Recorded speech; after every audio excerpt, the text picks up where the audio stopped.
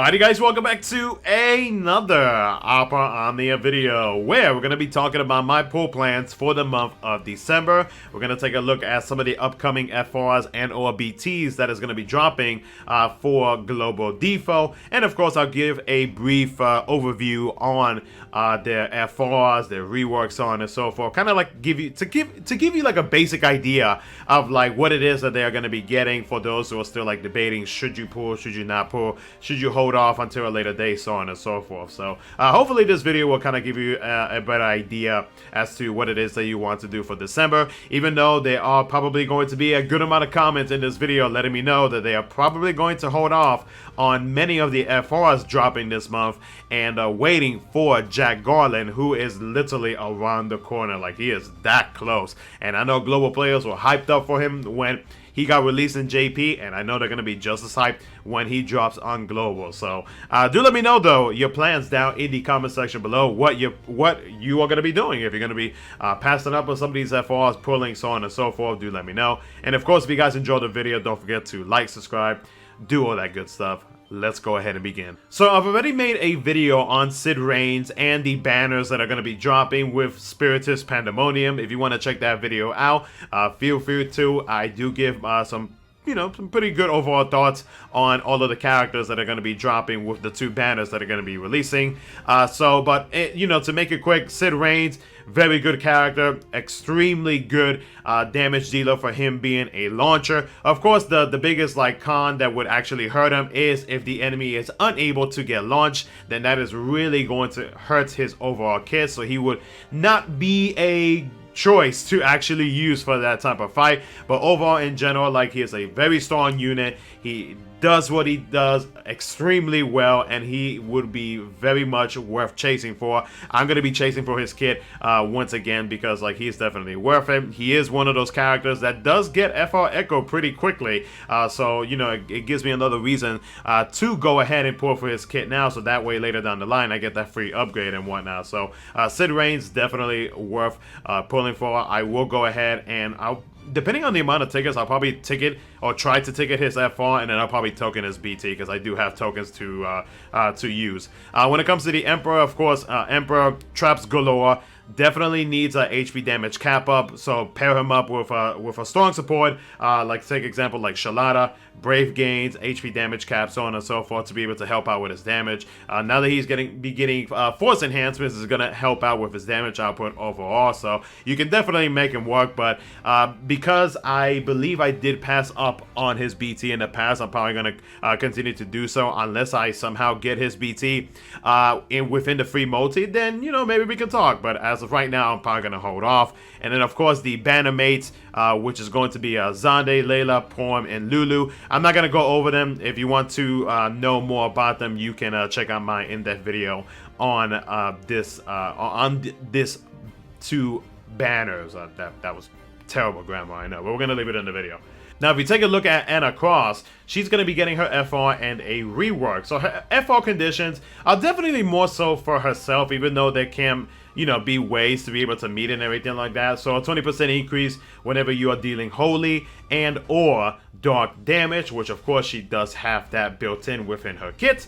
And then a 40% increase whenever a party member deals HP damage that exceeds max brave. So pretty much as long as you have a good amount of max brave, or if you have some strong brave gains in between, then as long as you have some pretty high HP damage cap up, that condition can be easily met at ease. So, and the good thing about it too is that whenever you are dealing weakness damage, the party does receive HP damage up and HP damage cap up, which, if I'm not mistaken, let's take a look at the percentages. It is actually a 50% increase. So you pretty much have to be enchanted to be able to gain that additional HP damage up and HP damage cap up.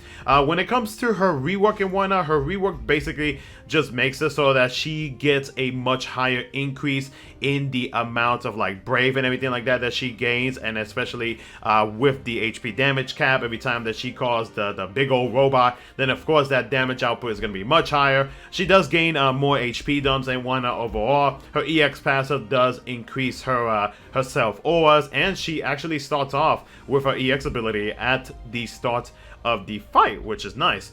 Also, the Close Enough Creator, which I do believe is her overhead, now allows her to retain 20% Brave on HP attacks, and now her Holy and her Dark enchant now combines with other elements. So it now becomes true Holy and Dark enchant. So not too shabby. And actually, let me check on the if I was correct on the what you call it. No, it was actually a buff. I apologize. So yeah. Not too bad of a rework overall. I mean, like Enna Kros, it can definitely be very destructive. I still see JP players, even if it's not on video, like I definitely see it within like the different social media groups that I am in, still use Enna Kros. A popular combination with her is going to be using her and Hope. You activate Hope's FR, you get that bad boy to 999, and then watch as Enna Kros just straight up destroy the heck out of bosses. And it's a pretty common thing for a lot of fights that people use the Enna Kros and Hope combo. So yeah, she can definitely be worth it. If anything, like if you are thinking about using that combo, you could probably hold off on her FR and just take advantage of Hope's FR.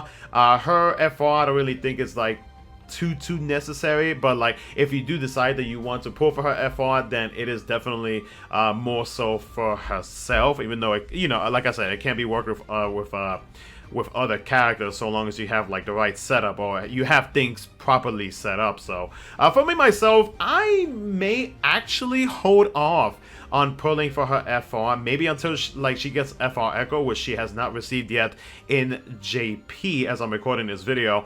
We're still waiting for the next OP burst, so you never know, that might actually change, so we'll see. But I think I may actually hold off, maybe depending on the amount of tickets that I have. I may throw like 100 tickets just for, memes and whatnot, just to see if I can get lucky, especially since my luck has been, yeah, kind of bad as of late. But we'll see. But as of right now, I think I'm probably going to hold off on pulling for her FR, because I already have the rest of her kit. So I mean, if anything, I could just do the Hope and Enna Kros combo. Afterwards, we have Lilisette. Now, Lilisette's FR, in my opinion, is a good FR, right? Because like it's an FR that can actually work well with many characters. The reason why I say that is because when you take a look at her FR conditions, you're gonna notice that it's actually pretty easy to meet. So all enemies, while the FR ability or the force time is active for Lilisette, all enemies will receive a speed down and the party gains Brave gains up. A 30% increase whenever the party member deals critical Brave damage. Remember, Lilisette is able to provide that to everybody, so that's not going to be an issue whatsoever. And then a 5% per debuff whenever a party member attacks a debuff target. Lilisette is able to inflict a bunch of debuffs, so again, that's not going to be an issue for anybody. Now, of course, the only like downside for this is, even though this is a well-rounded FR in terms of, pairing her up with like other characters that may be a little bit difficult to pair up with certain FRs or certain other FRs, the percentages may not go up as high as you would want them to, but like it's still a pretty solid percentage, because whenever you're attacking a debuff target, you have a max buff of 8, so that right there, 8 times 5, that's 40%, right? 40%, yeah. So that's an easy 70% plus or higher on the HP damage bonus increase. So it's not bad overall. I don't think it's a bad FR whatsoever. So like it really, like when you look at her FR, you just kind of think to yourself, like, should you, like, do you want to make like other characters who do have their force enhancements already unlocked? Do you want them to work with like Lilisette's FR, so that way you can do whatever shenanigans that you want, and at the same time you are benefiting from that because you are able to increase the HP damage bonus at a pretty steady rate. So like overall, like her FR, in my opinion, is actually worth if you are looking into using characters that may have a bit of a hard time with meeting certain FR conditions. Then Lilisette's FR is definitely a good one to have. In terms of reworks and whatnot, like Lilisette's reworks, like she gains some uses. She is able to increase the party's brave, because she does provide a good amount of brave battery within most of her skills. So yeah, more uses on the skill too. Her EX ability now deals 6 HP dumps, and now she is able to recover 1 use of her skill 1, which is nice. And then when it comes to her LD ability, the debuff gets extended to 4 turns now. Previously it was 3. It now deals 4 HP dumps. Actually, no, it still deals 4 HP dumps. It's just higher potency and whatnot. And then it deals HP damage to all targets now, so it's pretty much like 4 HP damage. Extends the Vivifying Waltz to 15 turns and extends the debuff to 8 turns. The Vivifying Waltz adds party HP damage of 20%, and then when it comes to the said debuff, it adds a Brave Sap by 80% of Inflictor's max Brave, and that Sap Brave is granted to the party. So like, easy just brave to the party, pretty consistent amount depending on like how the fight goes and everything like that. So for me myself, like, I pulled her FR on my second account because I believe I was tight on resources on my main account, and I actually enjoyed it. Like I said, like it is a pretty well-rounded FR. I can't English. So in my opinion, I do think that it is worth it. Like I said, it just depends, like, if you want to make those type of like characters that don't really work well with certain FR conditions, or at least like some of the FRs that we have currently on global. And you know, with Lilisette's FR, it does make it a little bit easier. And I mean, she is a very solid character in terms of like debuff, support, and all that good stuff. So definitely worth pulling for in my opinion. Next up, we have Seymour. Now Seymour, let's just say like he's like a 50-50, and the reason why I say that is because like Seymour can definitely dish out damage. The thing is though, like, you have to reach certain percentages to get those continuous follow-up attacks after you use the skill. So I believe the first one is like 80% or 70%, one of the two, and then the other follow-up is at 50% or below, and that is depending on the amount of HP that the boss has. So the lower the HP, the more damage output that you are going to get out of Seymour. So when it comes to his FR, some people may not think that his FR is going to be like all that, because of the fact that his percentages are not too crazy high. But I feel like the reason why they kept it at these percentages is because of the fact that, like, with all of the follow-ups that like Seymour gets and whatnot, like, depending on the amount of HP that the boss has, you know, like, it's just consistent amount of damage that he will be doing over and over and over. And by the time you get to 50% or below, I mean, like, Seymour is just straight up destroying. So, like, at the beginning of the fight, yeah, you know, Seymour might not seem like the best, but, like, as it progresses, as the fight progresses, you're gonna notice that his damage output just gets better and better and better. So it just depends. Like, if you're not too picky about that, then Seymour can actually be a pretty destructive force, in my opinion. So whenever you activate his FR, excuse me, I'm still feeling under the weather. You dispel a debuff. I'm not sure if it's all debuff. Actually, let me look. I think it's all debuffs. Yes, dispels all debuffs from the group, and then deals 3 HP attacks. He does inflict the attack down, defense down, and speed down. And then whenever you are attacking an enemy with no buffs, the party gains HP damage up and HP damage cap up.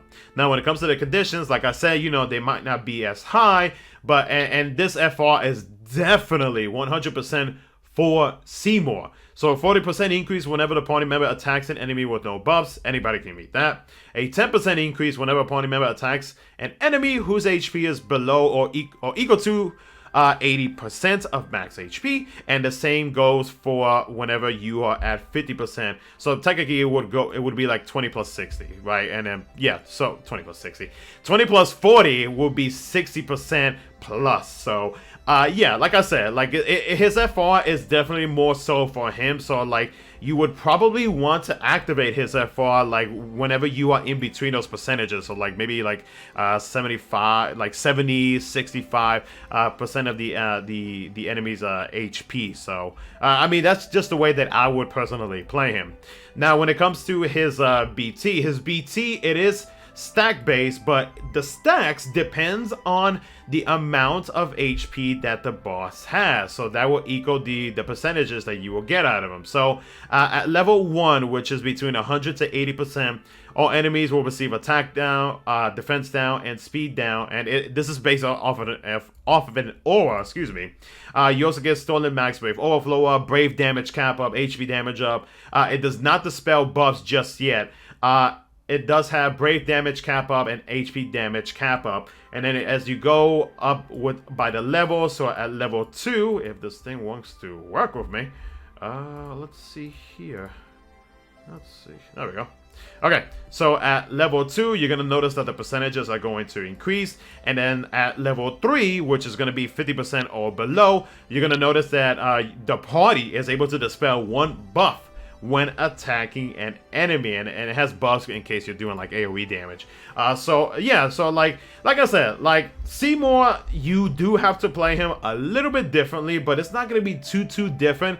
But like by the time you reach 50% or below, like I said, excuse me, like Seymour is gonna be extremely destructive. So like I think that he is a good character. You do have to play a little bit differently, you know, compared to like most of the other characters where you pretty much just straight up set up. You don't really have to worry about the enemy's HP or anything, or the percentage of their HP or anything like that. So like I said, you have to play him a little bit, you have to play a little differently when it comes to Seymour. But Seymour can definitely be very good in terms of like damage output and whatnot. So like in my opinion, because of the fact that, you know, and you know, like I said, people are gonna tell me this in the comment section below, but like because of the fact that Jack Garland is gonna be coming up or literally around the corner, more than likely a lot of players could potentially be skipping out on Seymour. For me myself, I actually enjoyed using Seymour. I know, shocker, I know. People about to unsub right now. But no, like he can definitely be a pretty strong force. You just, like I said, you just have to play a little bit differently, and that's about it. His FR may not be the best. You could probably use like another FR to get more damage output out of him, so that you can get to like those percentages a little bit faster. But like I said, his FR is definitely solely for himself, and that's it. So in my opinion, like I would recommend probably using the Luna Freya call or Luna Freya LD call, so that way, you know, you could do like LD, you could do the BT, so on and so forth. And that way you go into the BT phase, and you know you're gonna start off at a good percentage and whatnot. So overall, I am probably, depending on how my resources look, because like I said, my luck has been, I will probably throw some tickets.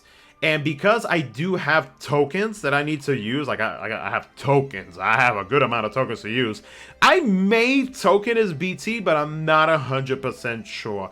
So as of right now, I would say it's a 50-50 at the moment. Prish, she's going to be getting her force enhancements. I did give her force enhancements in JP, and that's not really too much difference in my opinion. So I would say you could probably hold on until like later down the line when she gets another rework and her FR weapon. And then the other characters like Guy, Fang, and whatnot, I think I'll probably just talk about those later down the line as we get closer and closer to the release of Seymour's kit. So yeah, it's a 50-50 on Seymour on if I'm going to be pulling for him or not. Next up is going to be Maria. So Maria with her FR, she is also going to be getting a rework alongside with Theodore, but we're going to be focusing on Maria herself. So when it comes to her rework and whatnot, she shall be getting additional uses to her skill 1 and her skill 2. They'll be getting more HP, they'll be getting more HP attacks on the kit and whatnot. A little bit of changes here and there, nothing too like crazy important to talk about. Her EX, you know, her EX passive gains more percentages in her self auras, 5 HP dumps on that's one. When it comes to her targeted self fire, which I believe is one of her traps, that will now deal 4 HP dumps, and then the same goes for the other trap, except that one now deals 2 HP attacks. So, and you know, she gets some changes here and there, like to like help her out. You know, brave potency increase, more overflow, so on and so forth. When it comes to her FR, the conditions for her FR are as follows. So she will party HP heal upon using her FR, and I do believe she also inflicts her traps as well. Let me see here. It does. So she does inflict her traps. And then when it comes to her FR condition, so the percentages for her FR are going to seem a little bit low. Or actually, they are low. So a 2% increase whenever a party member's HP is healed per character, and this also includes off-turn heals. A 5% increase whenever a party member's HP is healed per character at the end of turn.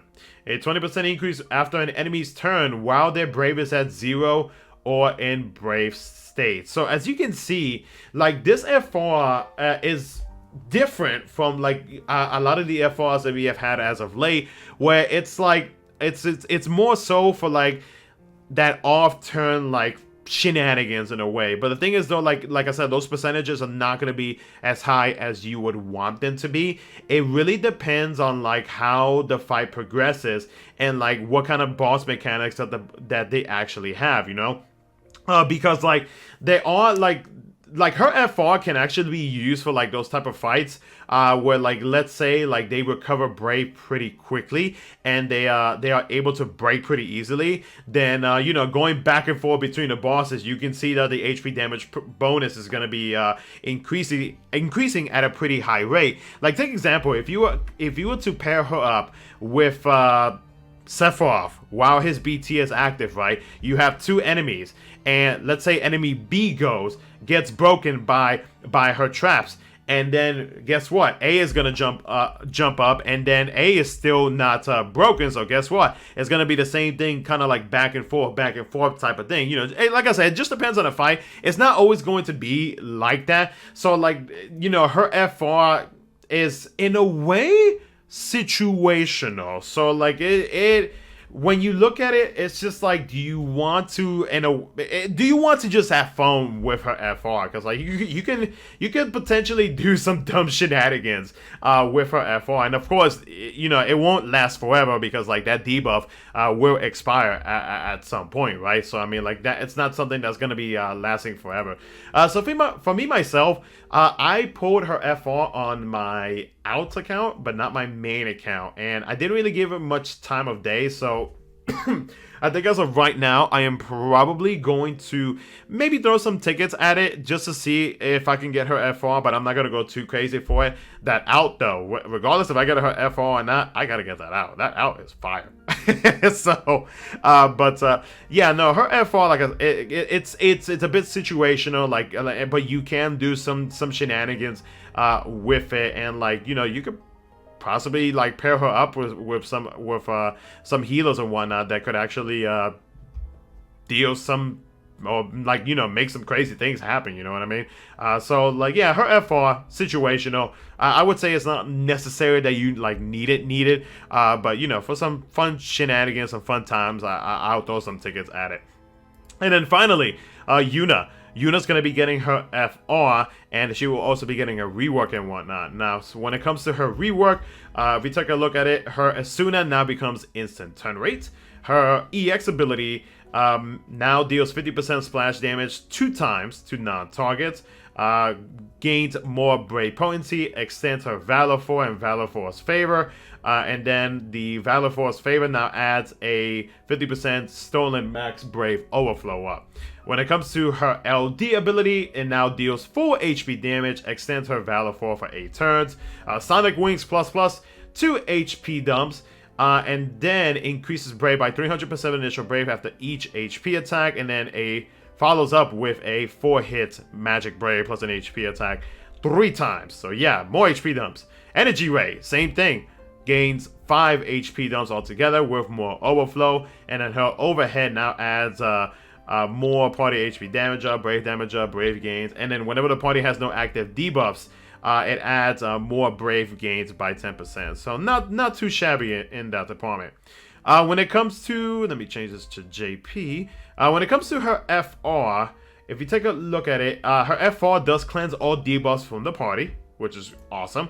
And then when you take a look at her force ability, so the party now actually gains party debuff evasion rate up, which is fire. And if she had that in her kit, she would be even more fire. Because remember, as long as you have no debuffs active on the party, you're gonna get the maximum party auras that she offers from her LD, from her BT effect, you know, so on and so forth. So that, to have that in her while her force time is active, is fantastic.